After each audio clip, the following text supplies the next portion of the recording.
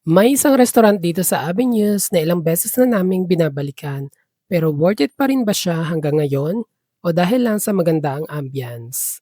I-rate natin yung pagkain, ikukwento ko kung bakit pa ulit-ulit kaming bumabalik dito. Welcome back sa panibagong vlog mga chang! Another day, another gala and food trip dito sa Kuwait. Ngayon nga, on the way na kami pa Avenues Mall, isa sa pinakamalaking mall dito sa Kuwait. Pagdating namin sa Avenues Mall, dumiretso na agad kami sa restaurant na napili namin kainan ngayong araw. Hindi na ito ang unang beses namin dito. Ilang beses na rin namin itong nabalikan, kaya naisip namin subukan ulit kung consistent pa rin ba ang quality ng pagkain, serbisyo, at kung sulit pa rin ba ang presyo. Tara, samahan nyo kaming alamin kung worth it pa rin ba itong balikan. Pagdating namin sa restaurant, nadatnan namin ang iba naming friends na nauna nang dumating kaysa sa amin.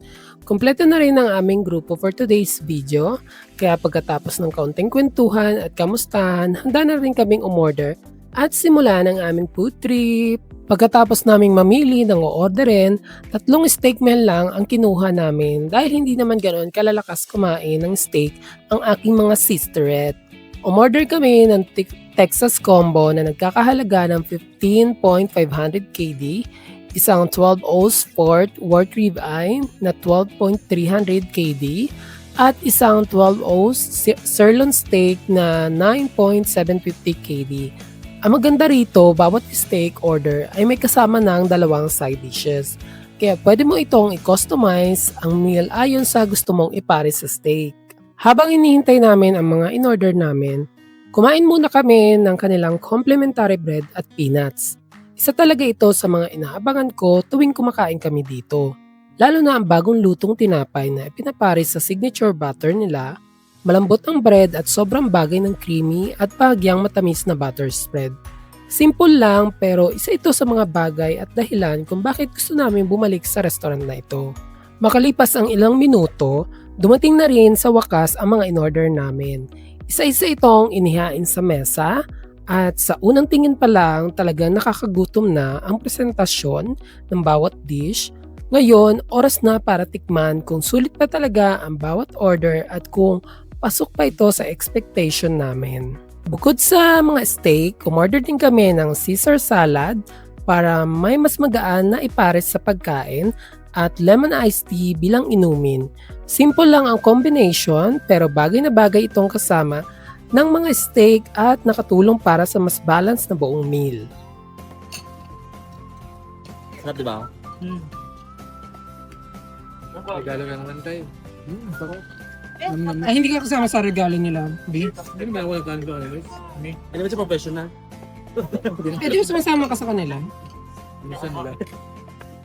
Hindi siya professional. Ang ina sister. Gagaat na yung nabaliw-baliw tayo dun. Hindi na nasundan yung umuma. Di ba? At sino nabaliw? Alam mo yung kabalawan ng BJ? Ano? Umiyak siya? Dai. Umiyak si BJ? Para kami nalasok. Ay, hindi ka nakanggising na Kasi kaya dahan lang kayo kumain. Nasa fine dining tayo, wala tayo sa Caribbean. Hindi bilis nyo lang lumahon. Ano, kala mo hinahabol. Nag-fine dining ka pa. So, food court ka na. Yan, medyo pinkish-pinkish pa siya. Yesterday. Yan, juicy. Tsaka hindi siya dry. Kaya gusto ko yung doneness niya is medium para hindi siya dry kasi ayoko ng dry. So ayan, tikman na natin. Hindi ka pa tumikim.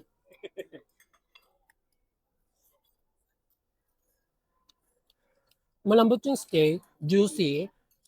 Saka isa ang Texas na mga bet ko na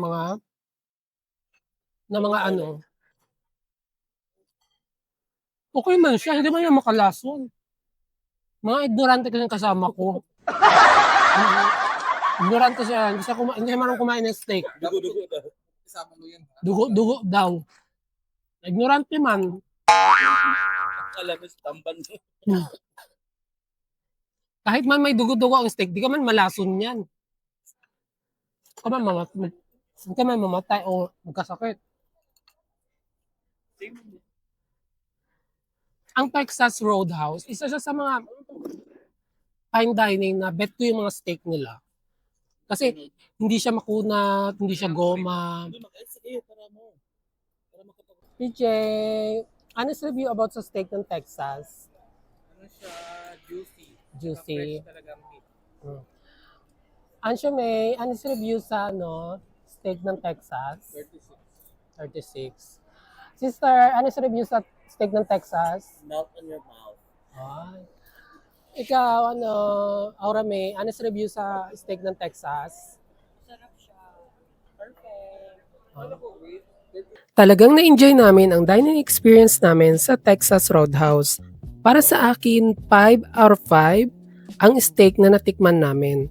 Maayos ang pagkaluto, malambot ang karne at swak sa panlasa namin. Pagdating naman sa value for money, bibigyan ko rin ito ng 5 out of 5. Hindi naman ito ang pinakamurang restaurant pero para sa kalidad ng pagkain, serving size at overall experience, sulit naman ang binayaran namin. Sa service, 5 out of 5 rin ang rating ko. Magalang, mababait at very accommodating ang mga staff.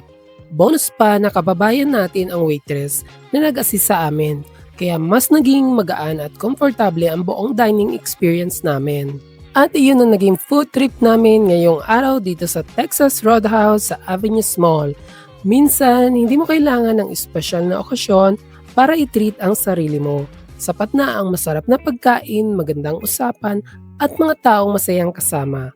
Para sa akin, isa pa rin ito sa mga restaurant na sulit balikan dahil sa kalidad ng pagkain, serbisyo at overall dining experience.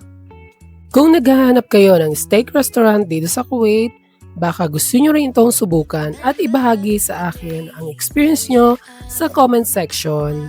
At kung nag-enjoy kayo sa vlog na ito at gusto nyo samahan pa kami sa iba pang food trip, gala adventure at buhay OFW dito sa Kuwait, huwag kalimutang i-like ang video, mag-subscribe sa channel at i-click ang notification bell para hindi nyo ma-miss ang mga susunod naming upload.